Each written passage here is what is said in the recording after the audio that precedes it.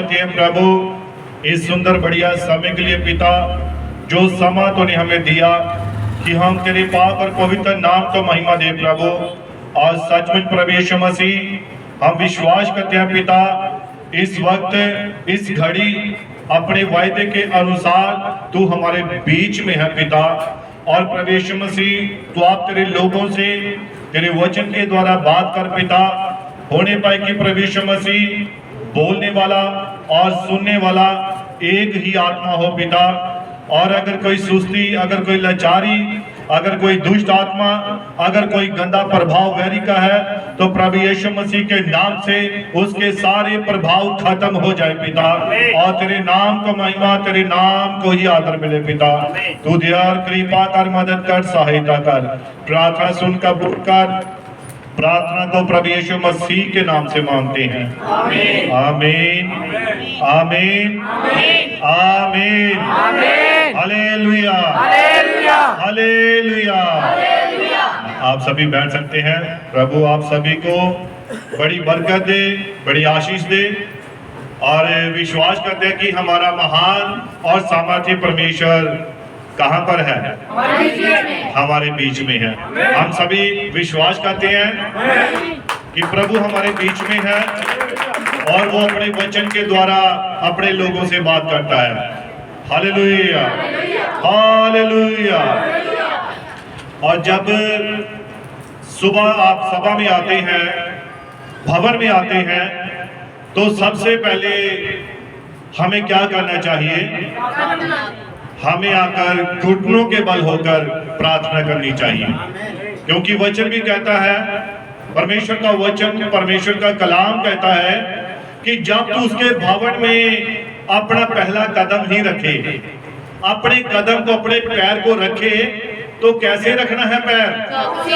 चौकसी के साथ रखना है कि हम कहां प्रवेश कर चुके हैं, हम किस भवन में, किस इमारत में, किस संगति में शामिल हो रहे हैं। हमें इस बात के लिए चौकस रहना है। हालेलुया। तभी तो उपदेशक की पोथी में, बाइबल में भी लिखा है कि जब तू खुदा के भवन में जाए तो अपने पैर को चौकसी के साथ रखना। और चौकसी क्या है? कि जब आप खुदा के भवन में प्रवेश कर लेते हैं तो आप वहां आकर अपने घुटनों के बल होइए और अपने आप को, अपने परिवार को, अपने बच्चों को, अपनी सोच, अपने विचारों को खुदा को समर्पित करिए कि प्रभु अब मैं तेरी हजूरी में आ चुका हूं, अब तू ही मुझे चला। कौन चलाए? प्रभु यीशु मसीह, अब तू ही मुझे चला। Hallelujah hallelujah. और आज इस संदेश को कौन सा हफ्ता है? हाँ जी, आज चौथा हफ्ता है ना। और कौन सा संदेश चल रहा है लगातार? आत्मा में परिपक्व होना, आत्मा में बढ़ना। हालेलुया। जो प्रचार इतने दिनों में आपने सुना है, किस किस को ये समझ आया है? किस किस को समझ आया? हाथ खड़ा करके बताएंगे। आपने अपना पूरा ध्यान वचन की ओर लगा के रखना है, अपने कानों को खुले रखना है और आपकी आंखें इस पुलपिट की ओर लगी रहे, ताकि वचन जो है वो सीधा सीधा कहां जाए? आपके मनों में जाए, हृदयों में जाए। Hallelujah hallelujah. और इब्रानिया 5 उसकी 11 में हमने पढ़ा है कि समय के अनुसार तो तुम्हें क्या हो जाना चाहिए था? गुरु हो जाना चाहिए था। लेकिन अभी तक हम क्या करने लगे हैं? ऊंचा सुनने लगे हैं, है ना। गुरु हो चुके हैं लेकिन फिर भी ऊंचा। बाइबल में हमने निकोदेमुस के बारे में पढ़ा था, और वो इजराइलियों का गुरु था, लेकिन फिर भी जब प्रभु यीशु मसीह ने उसके सामने वचन रखा तो वो उस बात को पकड़ नहीं पाया कि क्या मनुष्य जब बूढ़ा हो गया तो वो अपनी माता के गर्भ में दूसरी बार जाए और फिर से जन्म ले और फिर से आत्मा पाए। तो यीशु मसीह ने क्या कहा था कि तू इजराइल का गुरु होकर भी इन बातों को नहीं जानता।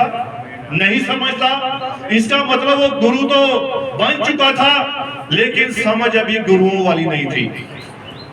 बड़ा हो चुका था पर अभी समझ बड़ी नहीं थी। हालेलुया। इसीलिए इब्रानिया 5 उसकी 11 में हमने पढ़ा है कि समय के अनुसार तुम्हें गुरु हो जाना चाहिए था। हाँ जी पढ़िए। इसके विषय में हमें बहुत सी बातें कहनी है। और इसके विषय में हमें बहुत सी बातें कहनी है। हाँ जी पढ़िए। जिनका समझाना भी कठिन है। जिनका समझाना भी क्या है? कठिन है। हाँ जी। इसीलिए कि तुम ऊंचा सुनने लगे हो। इसीलिए कि तुम ऊंचा सुनने लगे हो। Hallelujah hallelujah hallelujah hallelujah. अभी आवाज नहीं है ना, धीमी आवाज ये कानों तक नहीं पहुंचती है, लेकिन जिसका ध्यान जिसका मन उस तरफ होगा तो अपने आप आवाज निकलेगी।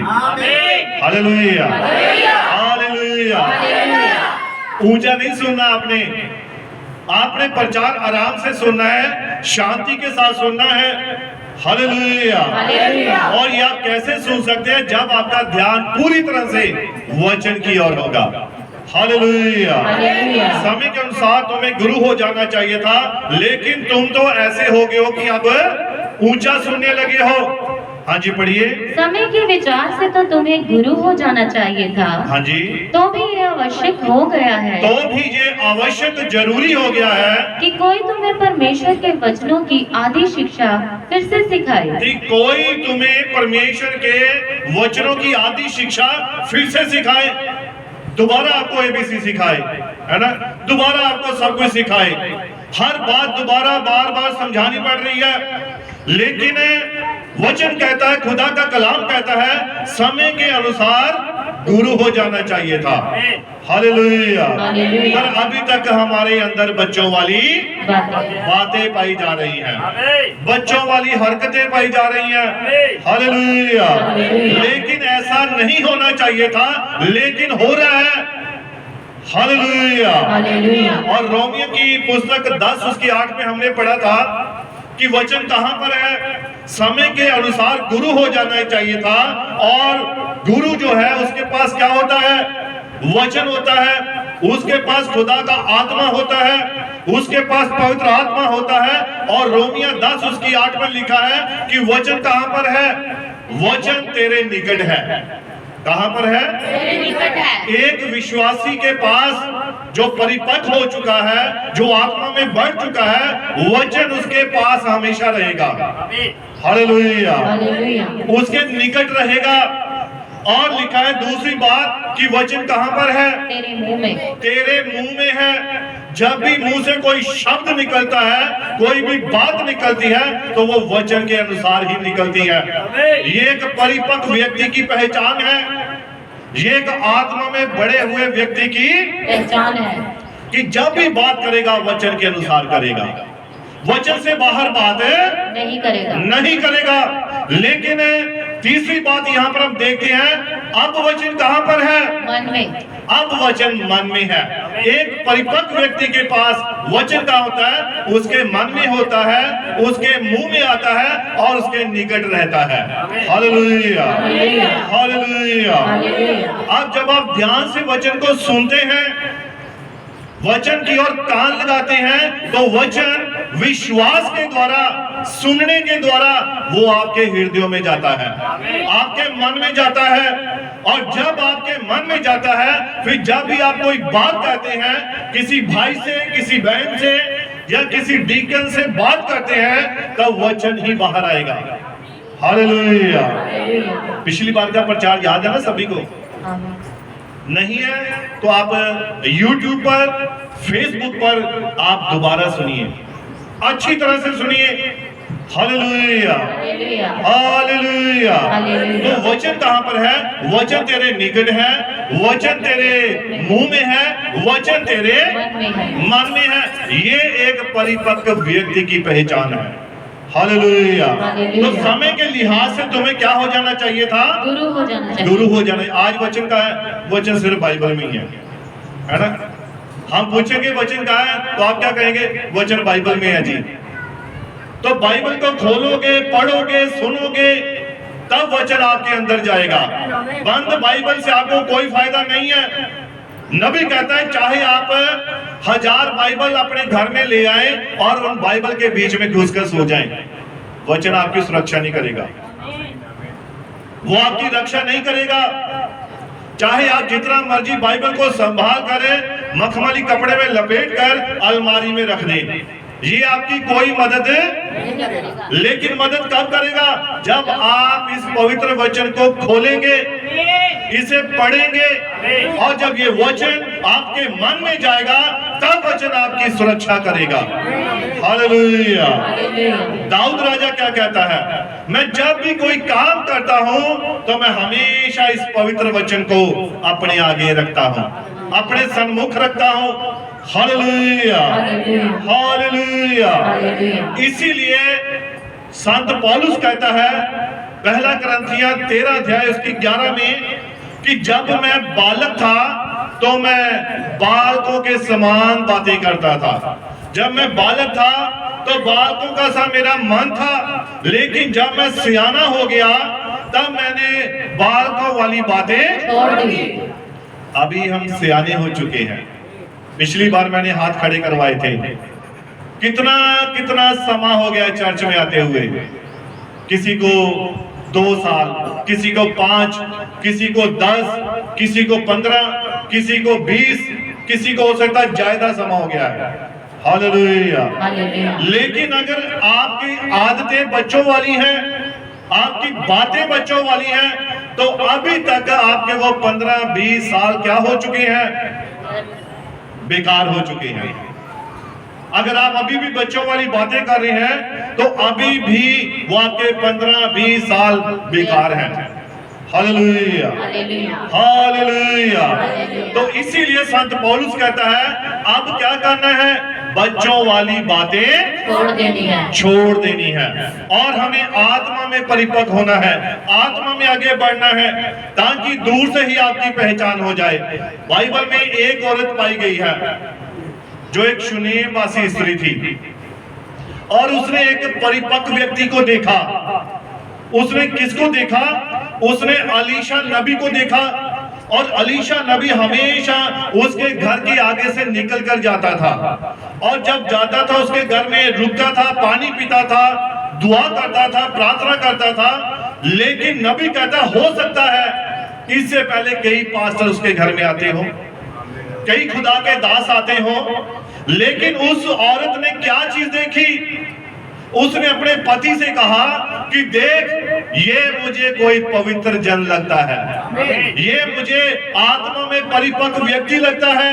मैंने पहले भी बहुत सारे सेवादार देखे, बहुत सारे पास्टर देखे, लेकिन उनमें मुझे ऐसी कोई बात नजर नहीं आई। लेकिन ये जो अलीशा नबी है जो हमारे घर में होकर जाता है, और उसने उसके लिए क्या किया था? गॉड ब्लेस यू भाई तुला। और प्रभु ने उस औरत के मन में पाया कि मैं अपने इस दास के लिए, उसने अपने घर की एक दीवार पर क्या बना दिया? एक कमरा बना दिया उसके रहने के लिए, कि जब कभी खुदा का दास यहाँ से गुजरे तो मेरे घर में से होकर जाए। अब खुदा का कोई सेवक, खुदा का कोई दास जब आपके घर में आता है तो वो क्या करता आकर? कहानियां सुनाता है, या आपको कोई इधर उधर की बातें सुनाता है? वो आपको इस पवित्र बाइबल में से वचन सुनाता है, आपके लिए दुआ करता है, आपके लिए प्रार्थना करता है, और वो जानता है कि मैं खुदा का एक अभिषिक्त दास हूं, और उसका ये फर्ज है, उसकी जिम्मेवारी है कि वो इस वचन को, इस कलाम को उस घर में लेकर जाए। Hallelujah, hallelujah. यहाँ पर थोड़ा इस बात को मैं और आगे लेकर जाना चाहता हूँ। इसी औरत को खुदा के दास ने एक प्रॉमिस किया, एक वायदा किया कि तेरे क्या होगा? पुत्र होगा, तेरे एक पुत्र होगा। और आप देखिए, ध्यान दीजिए कि सबसे पहले उसने क्या कहा? अपने नौकर गेहाजी से कहा कि तू जाकर इस औरत से पूछ, ये हमारी बहुत सेवा करती है। अब उसकी सेवा से प्रसन्न होकर, उसकी सेवा से खुश होकर अलीशा का मन क्या हो गया? प्रसन्न हो गया, खुश हो गया और उसने अपने दास गेहाजी से कहा, जा जाकर उस औरत को बुला कर ला। और जहां वो ऊपर कमरे में थे, बैठे हुए थे, वहां उसने पूछा, औरत आई तो उसने कहा कि क्या तेरे लिए राजा के आगे सिफारिश डाली जाए या सेनापति से बात की जाए, तुझे किस चीज की जरूरत है, तू बता। अब वो ऐसा क्यों कह रहा था? क्योंकि उसने उसकी सेवा टहल की थी, उसका आदर मान किया था। हालेलुया। और उसी से खुश होकर वो उससे पूछ रहा है, बोल तुझे क्या चीज चाहिए, राजा के आगे तेरी सिफारिश डाली जाएगी।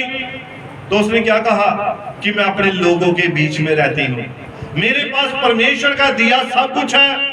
लेकिन उसके नौकर गेहाजी ने कहा कि स्वामी, इसके कोई औलाद नहीं है, इसके कोई पुत्र नहीं है। हालेलुया। और तब क्या हुआ? उसने कहा, आती बहार की ऋतु में तेरे पास क्या होगा? पुत्र होगा। तू एक पुत्र को अपनी छाती से लगाएगी। उसने वायदा दिया, प्रॉमिस किया, और उसे एक पुत्र मिल गया। अब ध्यान दीजिए, ध्यान से सुनिए बात को। और जब उसे पुत्र मिल गया, कुछ समय के बाद जब वो बेटा, वो पुत्र थोड़ा बड़ा हुआ, तो वो खेत में था और वहां पर उसके सिर में दर्द उठी, और ऐसी दर्द उठी कि बेटा मर गया। अब ध्यान दीजिए, जब बेटा मर गया तो उस औरत ने क्या किया? उसे पता था कि अलीशा जो नबी है वो कहां पर है, वो उस पहाड़ की चोटी पर बैठा हुआ था। और जब वो वहां पर जा रही थी तो उसने दूर से देखा कि वो शुनेम वासी स्त्री आ रही है। नींद तो नहीं आ रही किसी को? नींद नहीं आनी चाहिए, डांट दो इसको, दबका मार दो, है ना।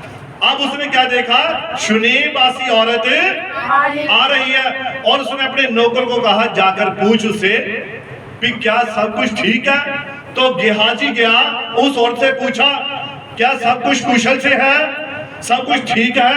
तो उसने क्या कहा? सब कुछ ठीक है। तो जबकि पुत्र मरा हुआ था। सब फिर भी कह रही है सब कुछ ठीक है, ऑल इज वेल, सब ठीक है। अब वो औरत जानती थी कि मैंने जो अपनी बात रखनी है वो किसके आगे रखनी है? अलीशा के आगे रखनी है। उसने गेहाजी के साथ, नौकर के साथ अपनी बात नहीं की। उसे जानती थी कि मेरा जवाब जहां से मिलना है, मैं वहीं पर अपनी बात को रखूंगी। और हम क्या करते हैं? आज लोग मनुष्यों के ऊपर भरोसा रखते हैं, मनुष्यों को अपने दुख सुनाते हैं, मनुष्यों को अपनी बातें बताते हैं। वहां बताने से आपको कोई फायदा नहीं होगा। लेकिन वो औरत जानती थी, मैंने अपनी बात अलीशा नबी को, जो उस वक्त उस समय का परमेश्वर का अभिषिक्त किया हुआ नबी था, उसने जब उसे वो बात बताई कि मेरा बेटा जो है वो, तूने मुझे धोखा क्यों दिया, मुझसे धोखा मत करना, उसने कहा था पहले तो। लेकिन अलीशा ने फिर भी उसके पुत्र को क्या किया? अपनी बात हमेशा कहां रखें? खुदा के आगे रखें, परमेश्वर के आगे रखें, किसी मनुष्य के आगे। ये गेहाजी क्या था उस वक्त? एक मनुष्य था, साधारण व्यक्ति था। लेकिन वो औरत जानती थी, वो आत्मा में परिपक्व थी। उसे पता था कि मैंने अपनी बात कहां रखनी है, मैंने अपनी प्रार्थना कहां करनी है, उसे सब पता था।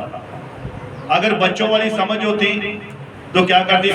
गेहाजी के पास ही, तो गेहाजी ने कहना, चल कोई बात नहीं, तेरे खुदा दोबारा दे देगा, है ना, फिर दे देगा। लेकिन अलीशा नबी के पास वो चाहती थी, वो जानती थी, परिपक्व हो चुकी थी, आत्मा में परिपक्व थी, इसलिए उसने पहचान लिया कि मुझे ये कोई खुदा का जन लगता है। हालेलुया। नहीं तो आज लोग पता क्या करते हैं? कोई भी पास्टर आ जाए, कोई भी सेवादार आ जाए, सभी को अंदर, सभी को। लेकिन पहचान किसके पास है? दुल्हन के पास है। वो आपके पास पहचान होनी चाहिए। मैं बहुत बार पहले भी बता चुका हूं। एक बार क्या होता है, जब कोई मांगने वाला आता है, उसने बड़ी खोपड़ियां गले में डाली होती हैं, है ना, आदमी की खोपड़ी या छोटी छोटी खोपड़ियां, बड़ी बड़ी ऐसी चीजें, ये वो, और आप उसको अपने घर में अंदर आने देते हैं? क्यों नहीं आने देते? क्योंकि हम देखते हैं कि इसका पहरावा गलत है, इसके अंदर दुष्ट आत्मा है, या जो इसने काम किया हुआ है ये सब गलत है, ये इस वचन के अनुसार नहीं है। हालेलुया। लेकिन शैतान भी बड़ा चालाक है। शैतान क्या है? चालाक है।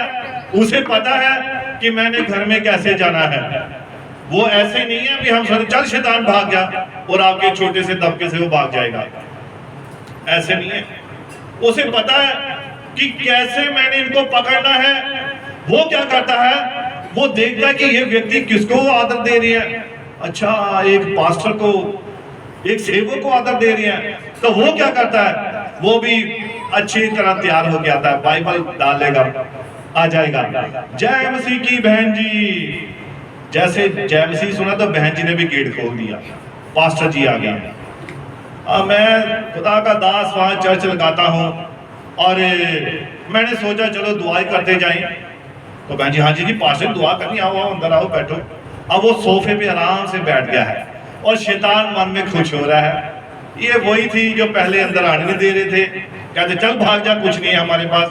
अब थोड़ा सा मैंने रूप बदला है तो अब मुझे सोफा मिल गया, अब मुझे हर वो चीज मिल रही है। हालेलुया। इसीलिए शैतान क्या है, वो बहुत चालाक है, लेकिन उसकी चालाकियों को फेल किसने करना है? एक परिपक्व व्यक्ति ने करना है, जो जानता कि वचन के साथ कैसे इसका मुकाबला करना है। जिसके मन में वचन होगा, जिसके मुंह में वचन होगा, जिसके निकट वचन होगा, वही उस शैतान की चालों को समझने पाएगा। Hallelujah, hallelujah. इसीलिए बच्चों वाली बातें छोड़ देनी है। हर किसी के ऊपर आंख मूंद कर विश्वास नहीं करना है। हालेलुया। और जैसा कि भजन संहिता 139:5, तूने मुझे आगे पीछे घेर रखा है और अपना दाहिना हाथ मुझ पर। तो खुदा का दाहिना तभी आता है जब वचन के अंदर हम बने रहते हैं। Hallelujah, hallelujah.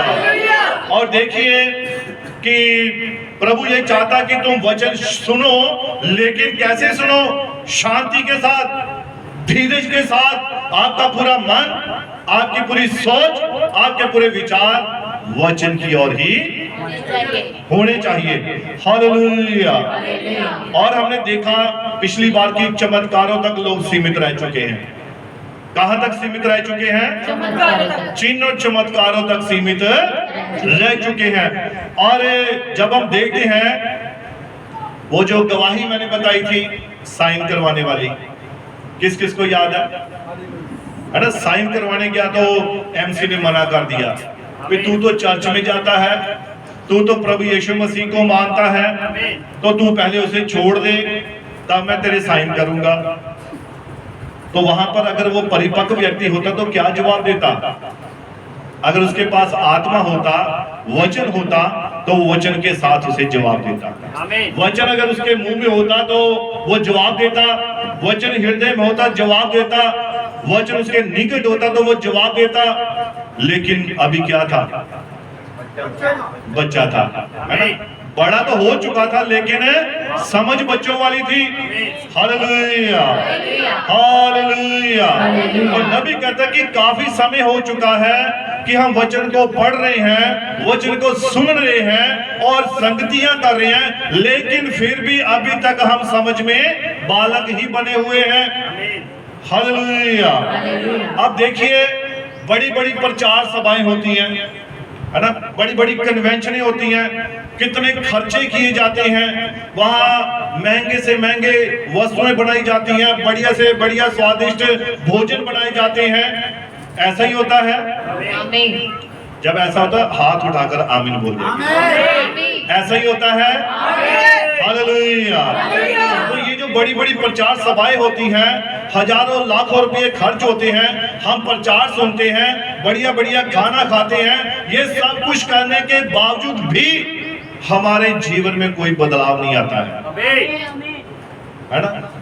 वो फलानी चर्च में और कोई भाई बता रहा था कि याद क्या रहता है? सिर्फ खाना और गाना, है ना? दो चीजें याद रहती हैं हमें, अगर हम कोई बंदगी में जाते हैं तो खाना याद रहता, बड़ा स्वादिष्ट भोजन था, बड़ी बड़ी अच्छी वस्तुएं थी, या वो बहन ने बहुत अच्छा गाना गाया, उस भाई ने बहुत अच्छा गीत गाया, वहां पर बहुत बड़ा गीतकार आ रखा था। या तो वो गाने याद रहेंगे या वो खाना याद रहेगा, लेकिन ये जो असली खुदा का कलाम है ये सब बीच में से शैतान ले जाता है। वो तो खाना खा लिया, अब इसकी जरूरत नहीं है। Hallelujah, hallelujah. तो इसीलिए नबी कहता है, बाइबल कहती है कि उनमें कोई बदलाव नहीं आता। इतना खर्चा होने के बावजूद इतना बढ़िया खाना बनता है, बड़ी बड़ी प्रचार सभाएं होती हैं, लेकिन जीवन में कोई बदलाव नहीं होता है। हालेलुया। बाइबल कहती है अभी भी दूध पी रहे हैं, है ना, अभी भी दूध पी रहे हैं। और देखिए सिर्फ चमत्कार पर विश्वास करने वाले क्या करते हैं, कभी 6 महीने उस चर्च में रहेंगे, कभी 6 महीने उस चर्च में रहेंगे। ये सब किन की बातें हैं? दूध पीने वाले बच्चों की बातें हैं, जिन्हें धर्म के वचन की पहचान नहीं है। हालेलुया। आप जानते हैं कि ये बाइबल के असल में ये मनुष्य में एक रीढ़ की हड्डी है, जिसके ऊपर आपकी बॉडी सारा आपका ढर्रा टिका हुआ है। ये वो वचन है, अगर ये नहीं आपके पास तो आप कभी भी घिर सकते हैं। हालेलुया। इसीलिए बाइबल कहते हैं कि 6 महीने कभी इस चर्च में, कभी उस चर्च में, कभी यहाँ कभी वहां, कभी ये पास्टर कभी वो पास्टर है, कभी पास्टर बदलने वाला, वो उनको वचन की पहचान नहीं होती है। जो ऐसा करते हैं 6 महीने यहाँ लगा दिए, 6 महीने कहीं और लगा दिए। और बाइबल कहते हैं कि आप जब ऐसा करते हैं तो आप अपने समय को बर्बाद कर रहे होते हैं। आप अपने समय को बर्बाद कर रहे होते हैं, खराब कर रहे होते हैं। हालेलुया। क्योंकि अभी तक हमें पहचान ही नहीं आई है कि कौन सी चर्च हमें चुननी है, कौन सी संगति हमने करनी है। इन बातों की अभी तक हमें पहचान नहीं हुई है। और यहाँ पर लिखा है, ध्यान से सुनिए, एक विश्वासी को सबसे पहले आपको वचन का ज्ञान होना जरूरी है। किस चीज का होना जरूरी है?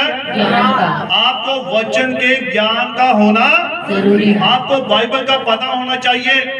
जब आपने बाइबल पढ़ी होगी, इसे आपने अपने हृदय में रखा होगा, तभी आपको भले और बुरे का पता लगेगा कि हमें कहां पर जाना है, कहां पर नहीं जाना है। हालेलुया। आप किसी भी चर्च में शामिल होने से पहले या कोई भी पास्टर चुनने से पहले आपको वचन का सही ज्ञान और प्रकाशन होना जरूरी है। ऐसा नहीं भी जहां भी हमने देखा चर्च लग गया वहां जाकर बैठ गए। आप उसकी शिक्षा की ओर ध्यान दीजिए, आप उसके कानून देखिए, उसकी व्यवस्था देखिए कि क्या ये सब इस बाइबल के अनुसार है या नहीं है। या आप कहीं भी देखा यीशु मसीह का, चलो ना ही लेना, जिथे मर्जी चल जाओ, धन्यवाद ही करना, जेड़े मर्जी चर्च चल जाओ, है ना। ऐसे होता है। ये बातें किन की हैं? ये बच्चों की बातें हैं। आप अपने बच्चों को जब स्कूल में डालते हैं तो क्या आप किसी भी स्कूल में डाल देते हैं? आप चॉइस करते हैं कौन सा स्कूल सबसे बढ़िया है, कहां पर इसे सही शिक्षा मिलेगी, कहां पर हमारा बच्चा अच्छी तरह से पढ़ लिखकर बड़ा ऑफिसर बनेगा, या ये कुछ अपने जीवन में कर पाएगा। कितना हम इस बात का वो करते हैं, सर्वे करते हैं, है ना, खोजबीन करते हैं। Hallelujah, hallelujah, hallelujah. या ऐसे ही जो मर्जी स्कूल है, चलो पढ़ाना ही है बच्चा, जितने मर्जी पढ़ा लो, ऐसा करते हैं। आप देखते हैं ना, कहाँ इंग्लिश ज्यादा बोली जाती है, कहाँ टीचर ज्यादा पढ़े लिखे हैं, कहाँ पर किस चीज की ज्यादा फैसिलिटी है, हम उस स्कूल को देखते हैं। हालेलुया। तो एक चर्च को चुनने में क्या आप आंख बंद कर लेंगे? क्या आप एक पास्टर को चुनने में आंख बंद कर लेंगे? ये आपको अच्छी तरह परखना है, जांचना है कि ये आपका मसला नहीं, आपके प्राण का मसला है, ये आपके परिवार का मसला है। ये ऐसा नहीं कि जहां मर्जी चल गए उद्धार हो जाएगा। आप जानते हैं कि संसार में पहला संसार जब तबाह हुआ था, नाश हुआ था, तो कितने लोग बचाए गए थे? 8। तो जबकि उस वक्त आबादी भी कितनी ज्यादा थी, संसार, सारा संसार नाश हो गया, खत्म हो गया, लेकिन इतने बड़े जगत में कितने लोग बचाए गए? सिर्फ 8 लोग बचाए गए थे। हालेलुया। हालेलुया। तो आप ऐसा कैसे कर सकते हैं? आज के समय में सबसे, नबी कहता है, ये जो कौन से काल में हम रह रहे हैं? लौदीके काल, और इसे कहते हैं गड़बड़ वाला काल, अपनी अपनी मर्जी वाला काल। अपनी मर्जी, जहां मर्जी जाओ, जो मर्जी करो। यहां पर अब खुदा की मर्जी चलने नहीं दे रहे हैं। हालेलुया। हम सभी अपनी अपनी मर्जी ही पूरी कर रहे हैं। जैसा हमारा मन हमें चला रहा है वैसा ही हम चल रहे हैं। चर्च जाना, चट्टो पर आज की करना, चलो आज दलोजी चलते हैं घूमने के लिए। मन है भाई, ये आपकी इच्छा है। और खुदा की इच्छा क्या है? कि सबत के दिन को क्या करना है? पवित्र मानना है। और ये परम पवित्र विश्राम दिन है, जो सिर्फ और सिर्फ यहोवा परमेश्वर का दिन है। ये आपका दिन नहीं है, ये यहोवा परमेश्वर का दिन है। इस दिन आप हमेशा खुदा की हजूरी में होने चाहिए। हालेलुया। हालेलुया। अपनी मर्जी मत कीजिए। हालेलुया। तो इसीलिए हमें क्या करना है? परखना है।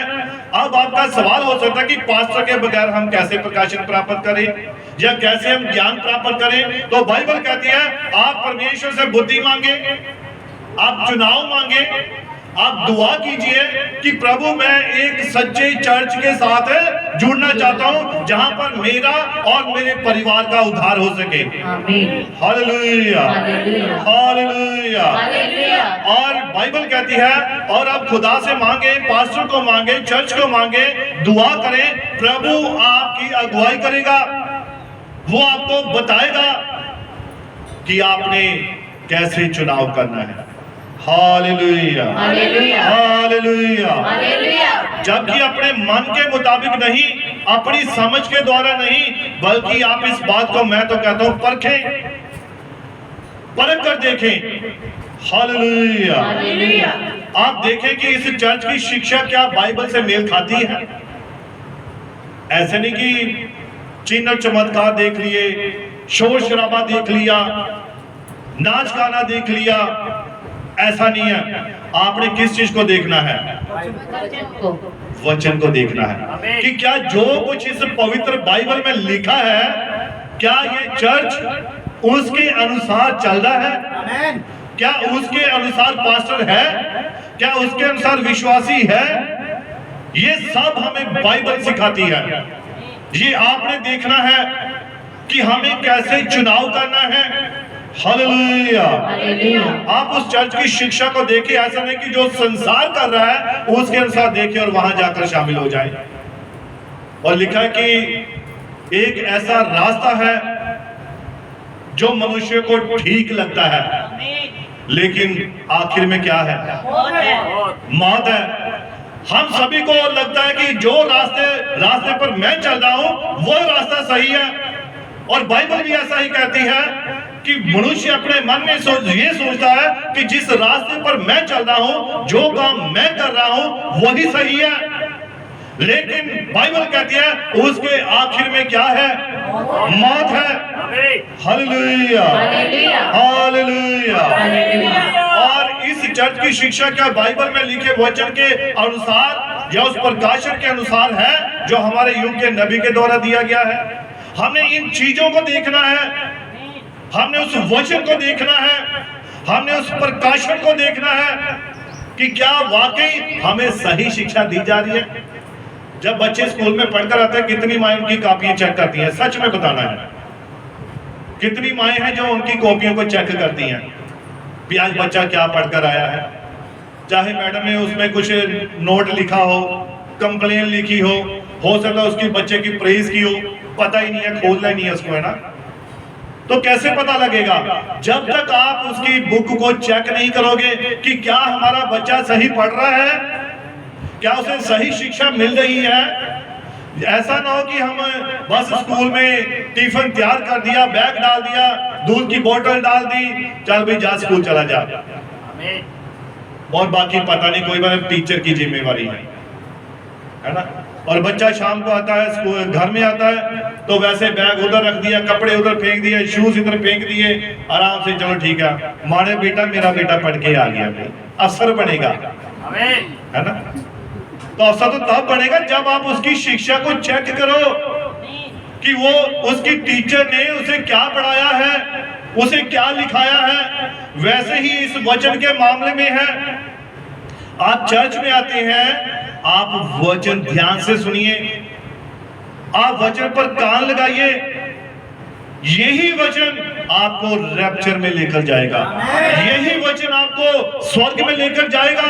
और सिर्फ एक ही चीज है, खुदा का कलाम, ये पवित्र वचन, यही आपको स्वर्ग तक लेकर जा सकता है। किसी भी व्यक्ति का अनुभव, किसी भी व्यक्ति का स्वभाव, उसके काम वो नहीं, बल्कि खुदा का ये पवित्र कलाम है जो वहां लेकर जाएगा। हालेलुया।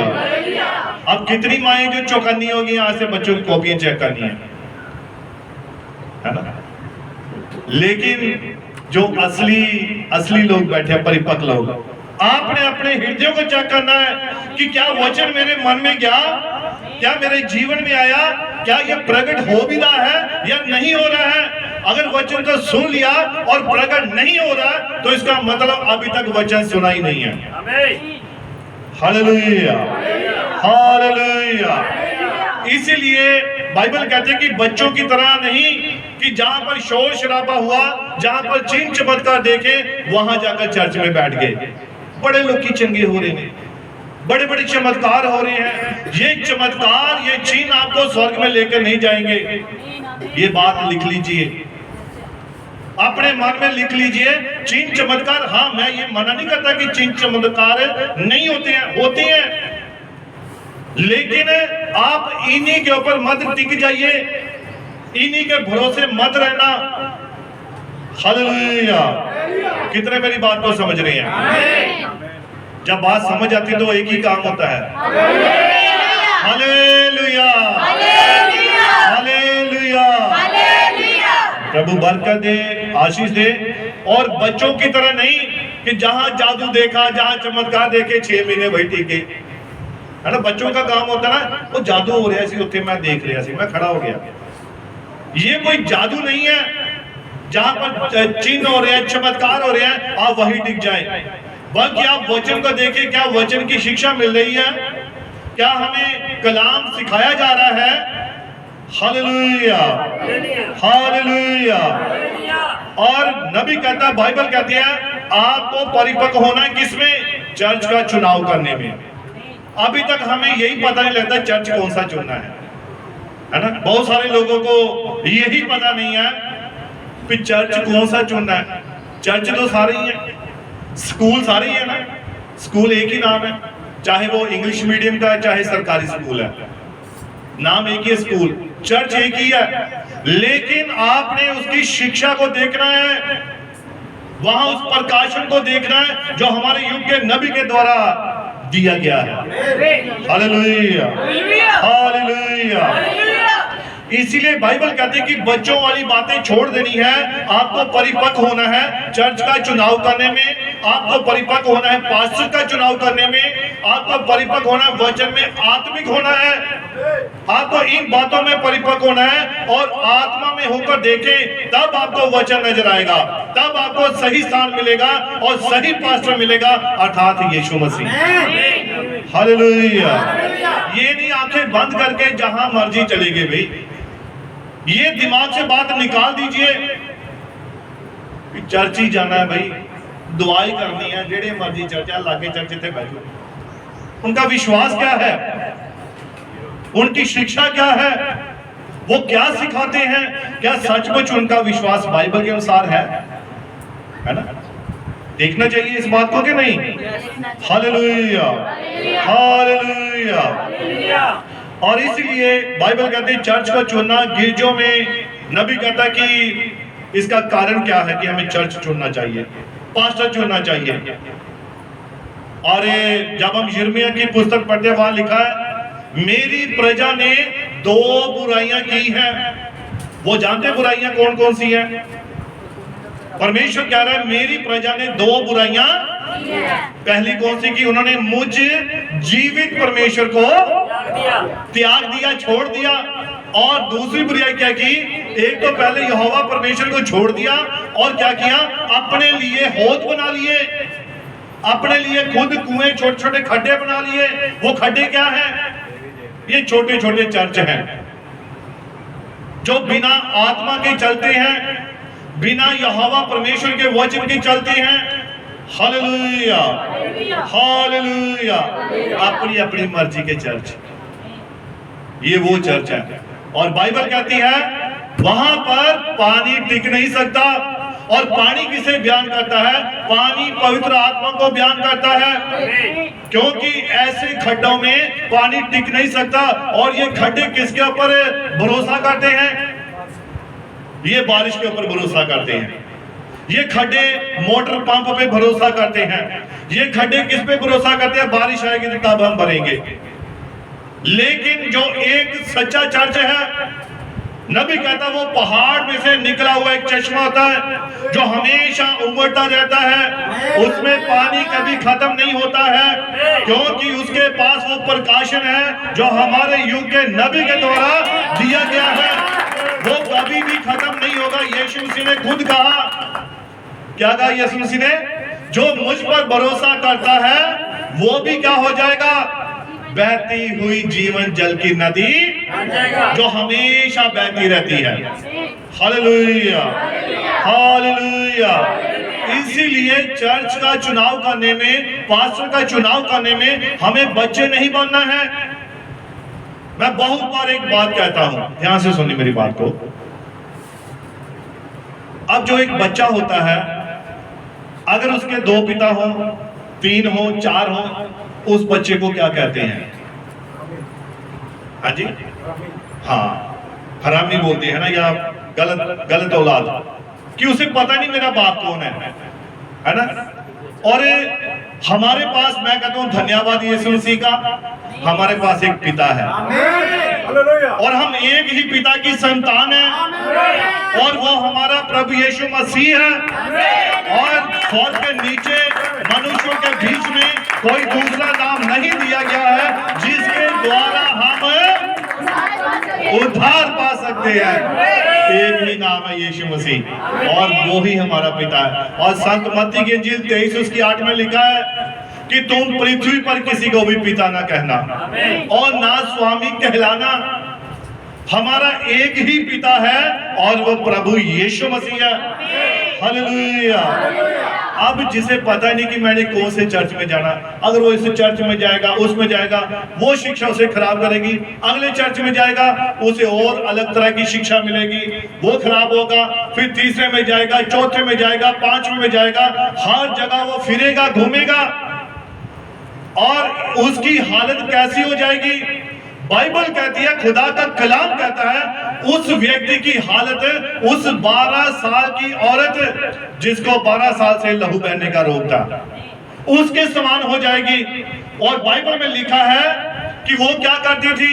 वो कभी इस डॉक्टर के पास, कभी उस वैद्य के पास, कभी उस हकीम के पास, और लिखा कि वो बहुत सारे डॉक्टरों के पास, वैद्यों के पास, हकीमों के पास जाकर क्या हो गई थी? और बीमार हो चुकी थी। वो ठीक नहीं हुई, बाइबल कहती है वो ठीक नहीं हुई, बल्कि और बीमार हो गई थी। इसी प्रकार से एक व्यक्ति है जो कभी इस चर्च में, कभी उस चर्च में, कभी वहां, कभी वहां, उसकी हालत वैसी है। हालेलुया।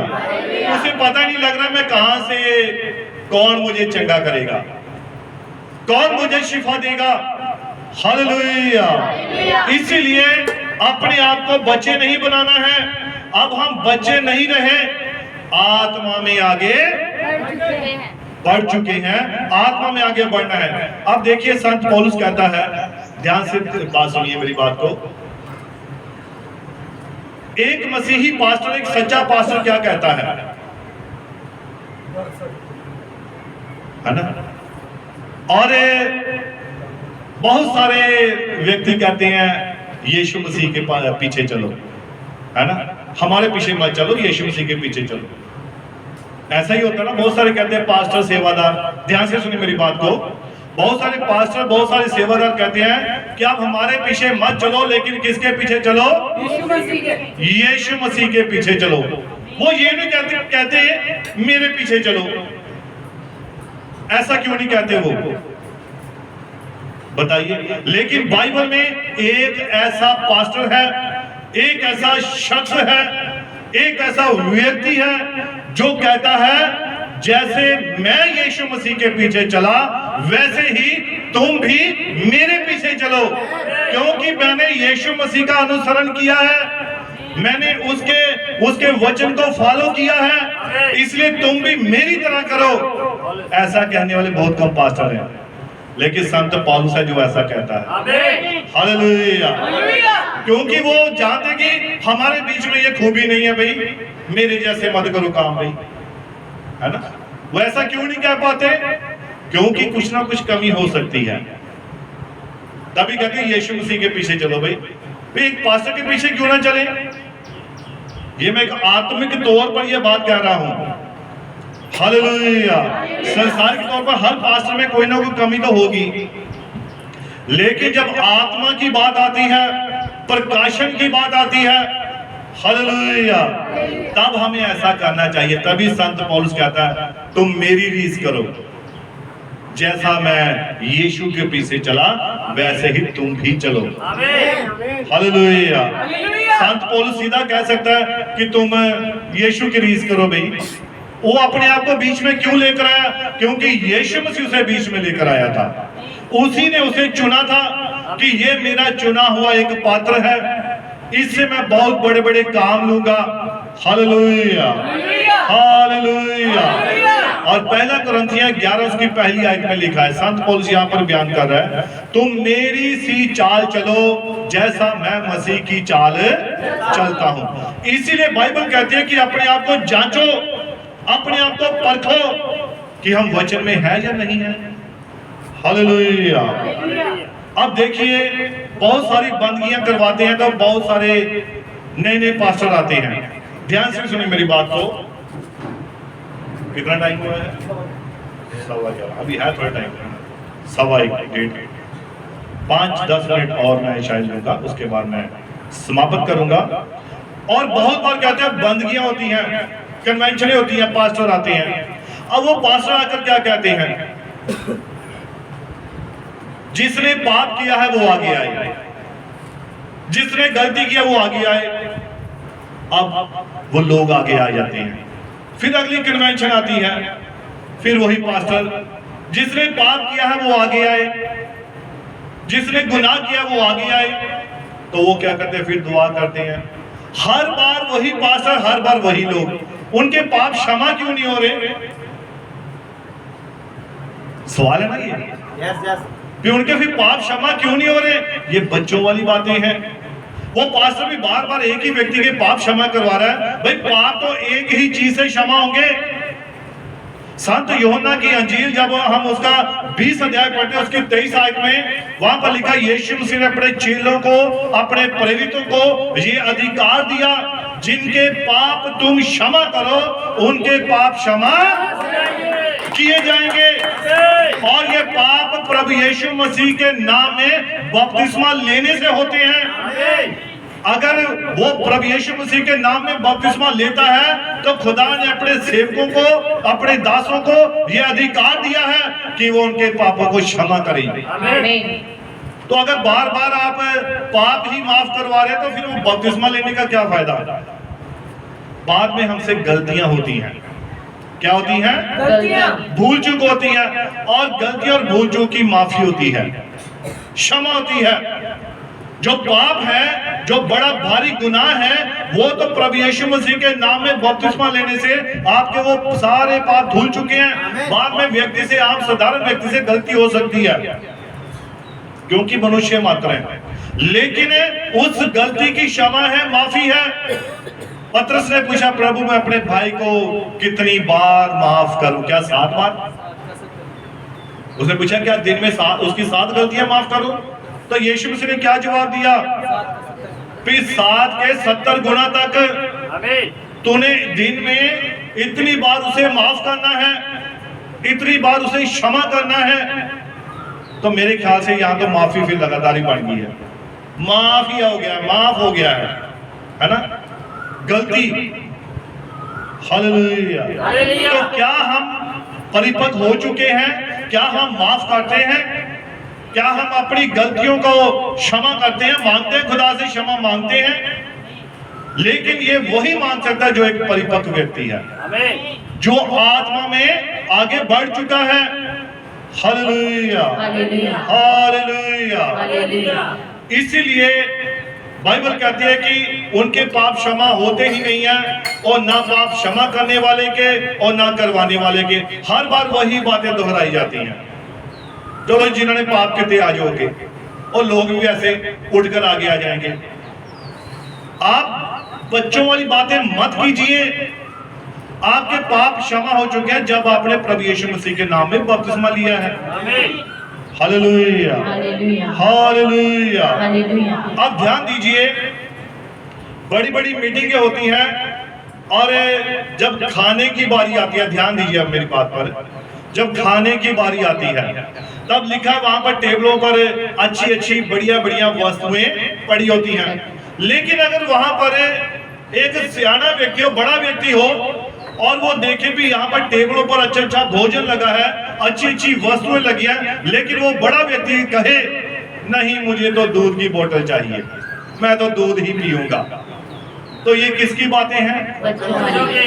यानी कि अभी तक उसका मानसिक विकास नहीं हुआ है, अभी तक वो आत्मा में परिपक्व नहीं हुआ है। शरीर में बड़ा हो गया लेकिन आत्मा में बड़ा नहीं हुआ है। इतना बढ़िया भोजन लगा, भी तो भोजन का तेरा समय है, शरीर के हिसाब से तुझे भोजन करना चाहिए, और तू कह रहा है मैंने दूध पीना है, और वो भी बॉटल में। Hallelujah, hallelujah. और बाइबल कहते हैं वो बड़ा व्यक्ति कहे कि मुझे तो दूध पीना, तो इसका मतलब वो मंदबुद्धि है, बड़ा तो है, सियाना तो है, पर अभी भी रोटी की जगह दूध मांग रहा है, तो इसका मतलब अभी वो आत्मा में आगे नहीं बढ़ा है। हालेलुया। अब कपड़ों के मामले में देखिए, अगर छोटा बच्चा चर्च में कैसे भी कपड़े पहनकर आ जाए, उसके ऊपर किसी का ध्यान नहीं जाता है। लेकिन अगर बड़ा व्यक्ति बच्चों वाले कपड़े पहनकर आ जाए तो सभी उस पर हंसेंगे, उसका मजाक उड़ाएंगे, या उसको डांटेंगे, या उसको कुछ ना कुछ कहेंगे।